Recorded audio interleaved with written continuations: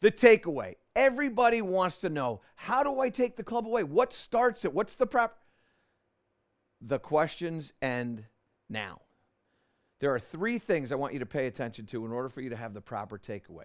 The first one is you got to control the tempo. So many times what happens to you is you get over the shot, maybe you're a little bit nervous, you take the club back and the club head moves a whole lot and the hands don't move at all.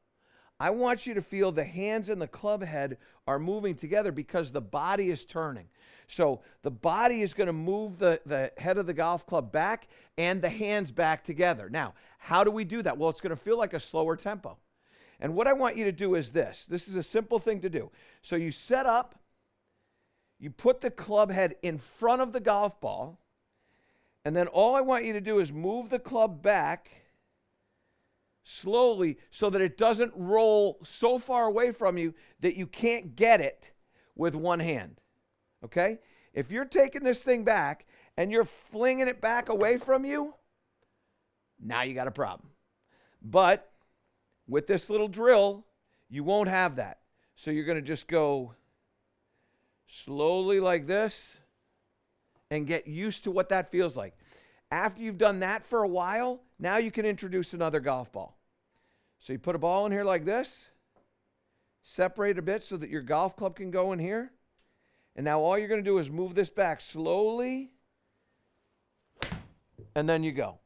Now what's going to happen for you when you do that is that your body is going to start to move a little bit more completely, and you're not going to hit those slices. You're not going to hit those top shots. You're not going to hit those fat ones because the body is now going to have made a complete full motion, and you're going to have proper sequence at that point starting in the downswing.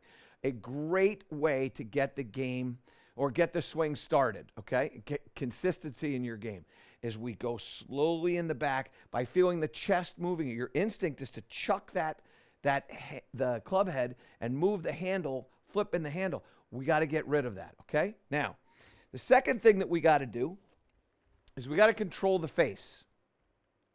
So a simple drill here is you take a tee and you put it in your grip like this so that it's pointing in effect straight up like that. Put your trail hand on, and now when you take the club back, I want you to feel that tee pointing away from you. I don't want the tee to point up to the sky. I want the tee, so if you go down the line here, Gibbsy, when we take this back, when I point that tee away from me, now all of a sudden my club face is in a square position. My body will have turned as I get that tempo, but my club face is in a square position. When I take the club back and I rotate my hand this way and the tee is pointing up to the sky, now all of a sudden my club face is open. So let me show you what will happen to you.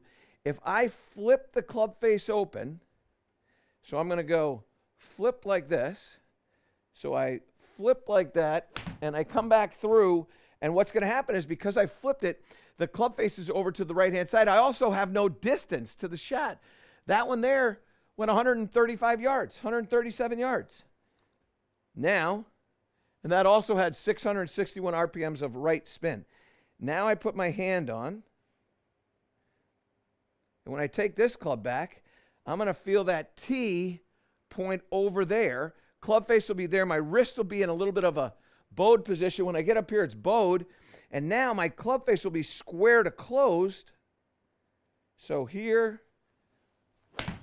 And now I hit that one, and all of a sudden, that golf ball goes a whole lot farther. That one there is 100, it flew in the air 167 out to 172, but it had 159 RPMs of left spin. So I took the 661 of right spin, which is more loft, which is less distance. I took that out and I added 160 RPMs of left spin. So big difference, 800 RPMs of spin difference, but now all of a sudden I got another 30 yards of distance that I got. So some spin came out, some distance comes in, and all of a sudden I'm playing some fairly consistent golf. So now what we do is we mix these two drills together. You're making this cake. Put that second one in there. Put that like that. Take this back slowly. Chest, up, boom. Little pause in that one even still, but again, I got a nice draw to that one. That one there turned over, so I've eliminated that closed face because I've taken the flip away right at the start, and I'm now also managing that club face even better. So now I can really feel my trail arm staying on top of my lead arm. When I take this club back with that tee, and this is such a simple drill to do. You do this anywhere. You don't have to hit a ball. You can do this in your house. Maybe outside of the house, okay? We don't want to hit ceilings and such. But I get a feeling of that club face right there because of that tee. And now when I come up to the top here, now the club is in a really good spot. The club face is in a more closed position, square to closed. And now I just maintain that coming through. All right, let's hit one more of those. Get that feeling. That tee does not come out, by the way. So right here. Excellent. Now, slowly, and get that tee pointing over there. So slowly, tee pointing over there. And another really good strike. And that one's got 127 RPMs of left spin. So very, very happy with that. Now, the final thing that you've got to do is you've got to pay attention to the path of the golf club. Okay? And so what I like to do with my tee bar is put this in there like this.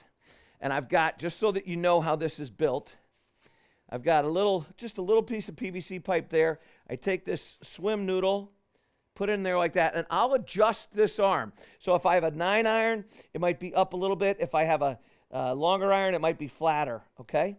But I'll put that there, and the way I set that is I try to get it so that it's parallel to the shaft of the golf club. So my 6-iron is a little bit flatter like that. That's pretty good. Maybe not quite. So I do that. There you go. Now, I'm not going to use the tee. So I'm not focusing on that.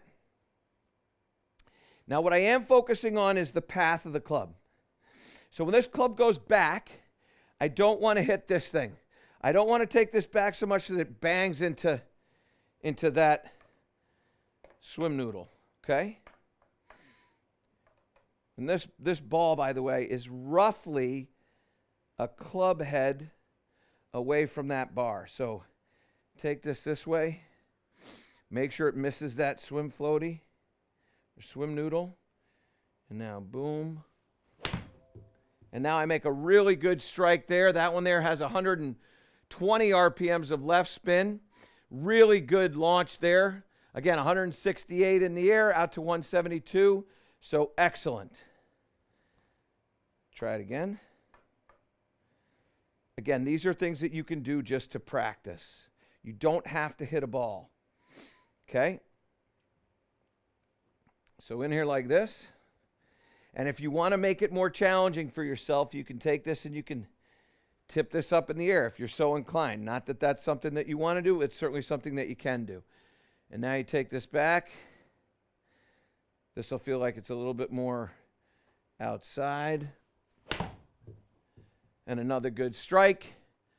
Very good shot. Now when I take that arm and I move that arm up and away, now all of a sudden my path is going to come out a little bit more. Now, let's take all this, put it back there, and now let's make a golf swing. So these are the 3 keys for you to make a better backswing. 1, you got to get control over the speed of the club.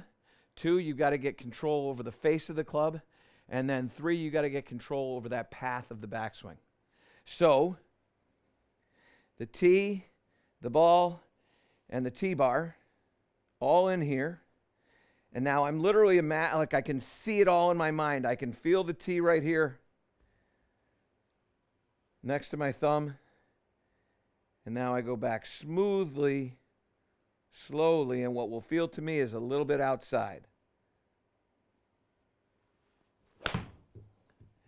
And I get a really good strike. I get some left spin. That's got 240 RPMs of left spin. Very good distance, very good ball speed.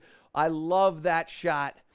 That's how you're going to fix your backswing. You've got to get control over the speed of the club, particularly when you're starting away. That speed of the club starting this way and starting in the downswing, you've got to get control over that. You're going to make a much better downswing when you have a better backswing. And you'll have a better backswing when you have a little bit of slowness coming away from the ball. Maybe the first 2 or 3 feet, you're not in a rush. Second, you got to get control over that club face. That tee is going to help you get control over that club face so that it doesn't fan open. You can take that club back without taking the club face and spinning it open. And then the last part is making sure you pay attention to that path. So when you take that club back, I don't want it going way out here. And also down the line there, Gibbsy, I don't want it going way inside like this. So when we take that club back, I want it to feel like it's going, a lot of people said, into the catcher's mitt. I love that idea. In here like this. Chest is moving this back. Club face isn't turning over. And then that trail arm is feeling that club kind of push out and away. Let's hit one more. I love this feel. It's the way you get a consistent start.